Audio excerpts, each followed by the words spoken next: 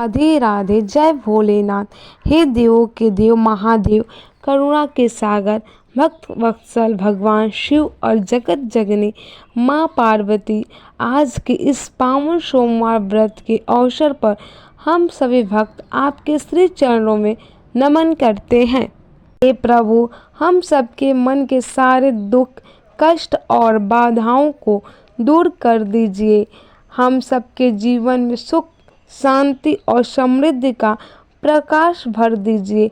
जो भी भक्त सच्चे मन और श्रद्धा से आज की यह पावन कथा सुन रहा है, उसकी हर मनोकामनाएं पूर्ण करें, उसके जीवन में नई आशा और नई शुरुआत का संचार करें।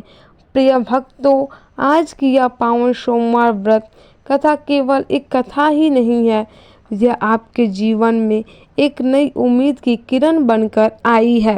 अगर आप इस कथा को पूर्ण श्रद्धा, विश्वास और भक्ति भाव से सुनेंगे तो भगवान शिव की कृपा आप पर अवश्य बरसेगी और हो सकता है कि आज का यह दिन आपके जीवन में कोई बहुत बड़ी खुशखबरी लेकर आए।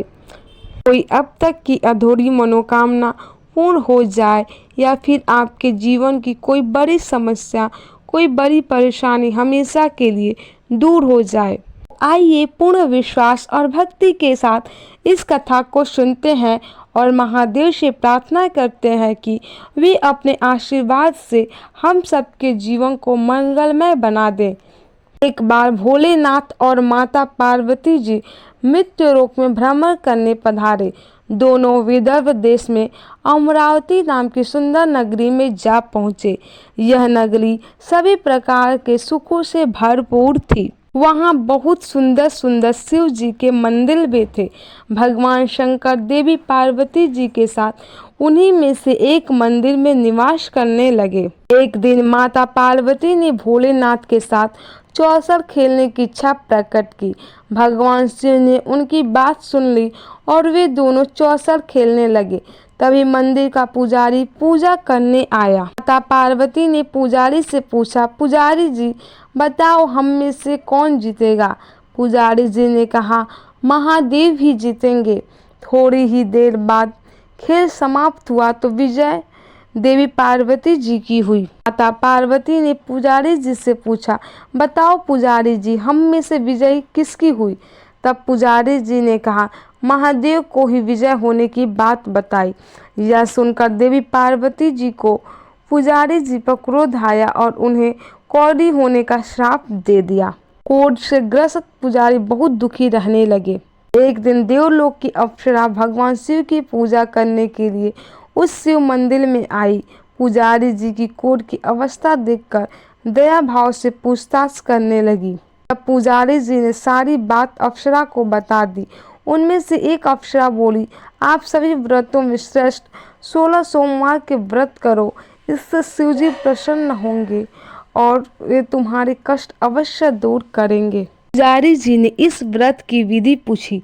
तब अप्सराओं ने बताया, सोमवार के दिन व्रत रखो, स्वच्छ वस्त्र धारण करो, संध्या और उपासना के बाद आधा किलो गेहूं का आटा लेकर इसके 3 भाग करो। घी, गुड़, दीप और नैवेद्य, पुंगी, फल, बेलपत्र, जनेऊ, जोड़ा, चंदन, अक्षत और पुष्प आदि से प्रदोष काल में भगवान शंकर का पूजन करो। 3 भागों में से एक भाग शिव जी को अर्पण करो, बाकी 2 को शिव जी के प्रसाद के रूप में उपस्थित जन को बांट दो, खुद भी प्रसाद ग्रहण करो। इस तरह 16 सोमवार व्रत करो। 17वें सोमवार को पाव भर की पवित्र आटे की बाटी बनाओ, उसमें घी और गुड़ मिलाकर चूरमा बनाओ, शिव जी को भोग लगाकर उपस्थित भक्तों में बांट दो। इसके बाद परिवार सहित प्रसाद ग्रहण करो, इससे सभी मनोरथ पूर्ण हो जाते हैं। ऐसी बात बताकर अप्सराएं चली गई। पुजारी जी ने अप्सराओं की बताई विधि के अनुसार 16 सोमवार के व्रत किए। इसके पुण्य प्रताप से भगवान शिव की कृपा और माता की दया से पुजारी जी कोढ़ मुक्त हो गए और आनंद से रहने लगे। कुछ समय के बाद भगवान शिव और देवी पार्वती जी वापस उसी मंदिर में आए। देवी पार्वती ने पुजारी जी को निरोगी देखकर कारण पूछा तो पुजारी जी ने 16 सोमवार व्रत की महिमा बताई।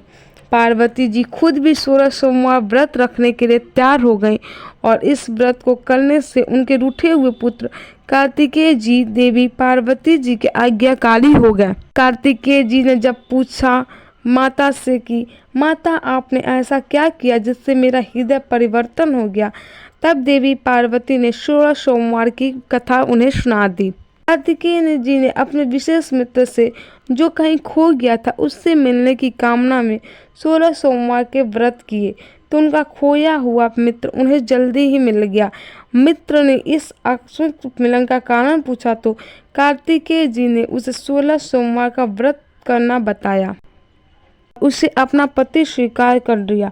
तब राजा ने बहुत सारा धन और सामान देकर उसको भेजा और वे दोनों सुख से रहने लगे।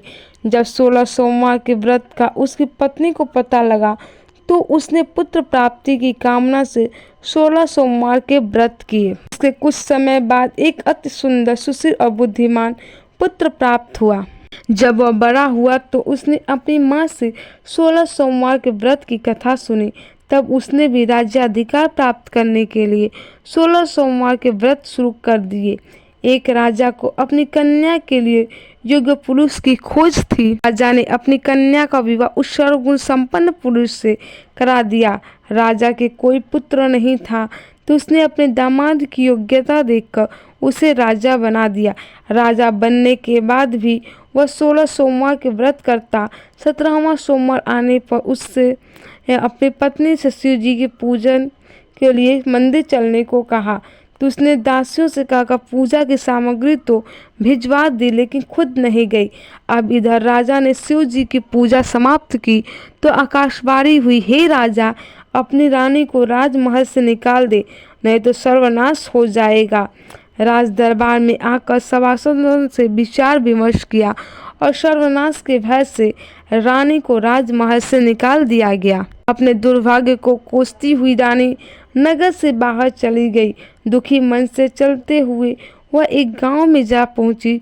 वहां पर एक बूढ़ी माई थी जो सूत बेचा करती थी। बूढ़ी माई ने दया कर रानी को अपने साथ सूत बेचने के लिए रख लिया। जब से रानी को साथ रखी सूत बेचने के लिए तो सूत बिकना ही बंद हो गया। बूढ़ी माई ने रानी से वहां से जाने को कह दिया। अब रानी एक तेली के यहाँ काम मांगने गई। उसी समय तेल के मटके चटक गए, सारा तेल बह गया। तेली ने भी उसे वहां से भगा दिया। दुखी होकर रानी एक नदी के पास गई तो नदी का सारा पानी सूख गया। वह एक पेड़ के नीचे बैठी तो पेड़ के सारे पत्ते सूखकर गिर गए। आसपास के लोगों ने जब यह सब देखा तो उसे पकड़कर मंदिर के पुजारी गोसाई जी के पास ले गए। गोसाई जी देखते ही जान गए कि यह कोई विधि की माली कुलीन स्त्री है। गोसाई जी ने रानी से कहा कि वह उनके आश्रम में उनकी पुत्री की तरह रह सकती है। अब रानी आश्रम में रहने लगी। रानी भोजन बनाती थी तो उसमें कीड़े पड़ जाते थे। पानी भर कर रखती थी तो गंदा हो जाता था। अब तो गोसाई जी ने एक दिन दुखी होकर उससे पूछा कि बेटी, तुम्हारी यह दशा कैसे हुई? यह किस देवता का कोप है? तब रानी ने शिव जी की पूजा में न जाने की बात बताई गोसाई जी को। तो गोसाई जी बोले, पुत्र, तुम 16 सोमवार के व्रत करो, इससे तुम अपने सभी कष्टों से मुक्ति पा सकती हो। गोसाई जी की बात सुनकर रानी ने 16 सोमवार के व्रत किए। 17वें सोमवार के दिन विधि विधान से शिव जी की पूजा भी की। पूजन के प्रभाव से राजा को इधर महल में रानी की याद सताने लगी और रानी को ढूंढने के लिए उसने चारों दिशाओं में अपने दूत भेज दिए। रानी की